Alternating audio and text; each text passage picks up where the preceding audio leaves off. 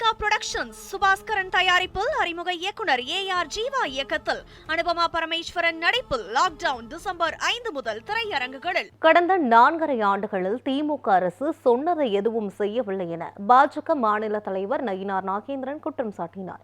மதுரையில் செய்தியாளர்களுக்கு பேட்டியளித்த அவர் திமுக ஆட்சியில் தடுப்பணை கூட கட்டப்படவில்லை என தெரிவித்தார். இந்த 4.25 வருஷம் அரசுல மக்களுக்கு எதிரான விஷயங்கள் என்னென்னலாம்,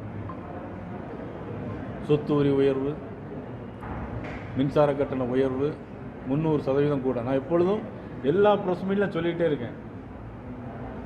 நீங்கள் வரும்போது நாங்கள் 1 பைசா வரி கூட்ட மாட்டோன்னு சொன்னீங்க.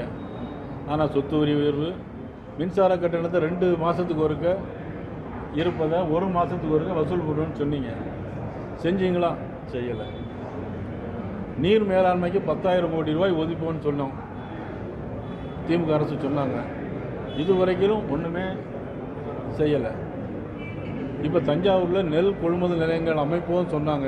செய்யவே இல்லை. நெல் கொள்முதலே பண்ணலை. மாறா மத்திய அரசு 6 இடங்களில் மத்திய அரசு நெல் கொள்முதல் நிலையம் வச்சுருக்காங்க. 1000 தடுப்பணைகள் செய்வோன்னு சொன்னாங்க. செய்யலை.